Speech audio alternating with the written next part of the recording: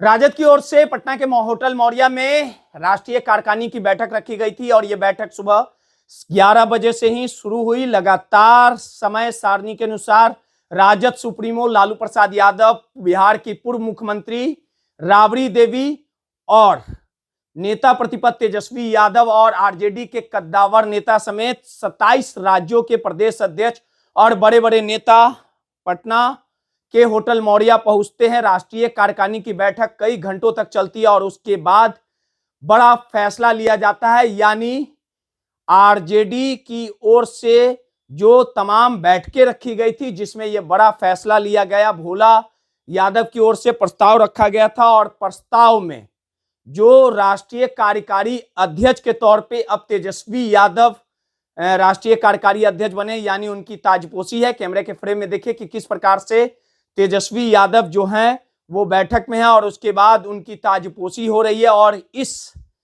पूरे बैठक के बाद की तस्वीरें हम आपको दिखा रहे हैं, शुरुआती भी तस्वीरें दिखाएं। और कहीं ना कहीं इसको लेके राबड़ी देवी समेत मीसा भारती ने तेजस्वी यादव को बधाई दी और साफ तौर पे कहा कि पार्टी को अब और आगे बढ़ाया जाएगा। और इस फैसले से आरजेडी के तमाम जो कार्यकर्ता थे वो खुश थे। आरजेडी के कुछ विधायकों ने क्या कुछ कहा वो भी हम आपको सुनवाते हैं। बधाई है, बधाई, शुभकामना है, बधाई है। हाँ, बहुत बहुत शुभकामना तेजस्वी को। में अहम फैसले होने हैं। अब फैसला शीर्ष नेतृत्व करेंगे और चूंकि राष्ट्रीय कार्यकारिणी के हम लोग सदस्य इसलिए बैठक में आए हैं। जो सूचना मिलेगी आपको शेयर करेंगे। जो कार्यकारिणी में राष्ट्रीय कार्यकारिणी की बैठक में जो फैसले होंगे उससे हम अवगत करेंगे और उस निर्णय पर हम लोग आगे बढ़ने का। आप कौन है? आप कौन है? भेजा है क्या? रूढ़ी भेजा है क्या? रूढ़ी भेजा है वो लगता है। अरे भाई, जिसके शासन है, जिसके हाथ में सत्ता है, क्राइम तो वही करा रहा है और झूठा मूठा आरोप हम लोग पर लगाता है। ये तो जंगल राज है, महाजंगल राज है और उनसे सरकार चल नहीं रही है तो उनको शासन से हट जाना चाहिए। अभी बहन बेटियों के इंसाफ का वक्त है। अभी कालाबाजारी का जो अभी खाद का कालाबाजारी हुआ उस पे हुआ। ये सत्ता वाले और कुछ हमारे मीडिया वाले भाई भी उन लोगों को सहयोग कर देते हैं इधर उधर की बात करने में। अभी इंसाफ की बात होनी चाहिए। गायत्री बहन की इंसाफ की बात होनी चाहिए, खगड़िया की बेटी की इंसाफ की बात होनी चाहिए, मधेपुरा की बेटी की इंसाफ की बात होनी चाहिए। दूसरा और कोई बात होनी चाहिए तो उसके बाद भ्रष्टाचार की बात होनी चाहिए। अगर बात होना चाहिए तो ये जो समृद्धि की यात्रा के नाम पे करोड़ों करोड़ का लूट और अफसरों को बड़ा पूंजी बनाया जा रहा है उस पर जांच होना चाहिए। अगर माननीय मुख्यमंत्री जी को इतना ही अपने प्रदेश की चिंता है तो उसको चिंता होनी चाहिए तो वो अपने क्या यात्रा का नाम रखना चाहिए भ्रष्टाचार समीक्षा यात्रा, अपराध समीक्षा यात्रा, बहन बेटियों की सुरक्षा यात्रा। वो निकाल रहे हैं समृद्धि यात्रा, वो दर्जन उड़ा रहे हैं, नोबेल पुरस्कार पाएंगे।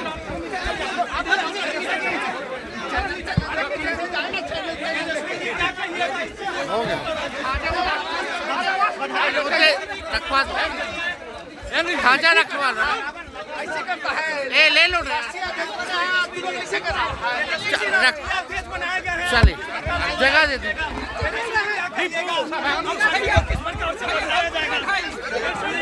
हो गया।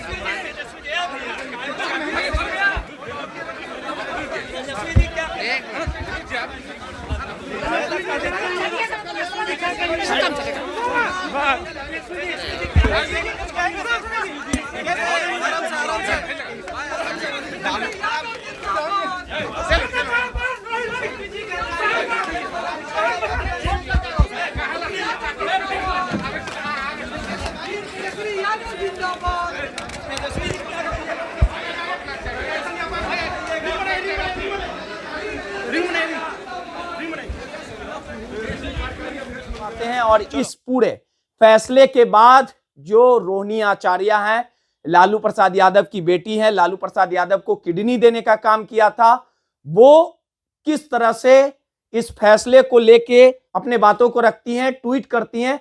और देखिए कि ट्वीट के माध्यम से किस प्रकार से उन्होंने तेजस्वी यादव पर निशाना साधा है, तेजस्वी यादव की आलोचना की है।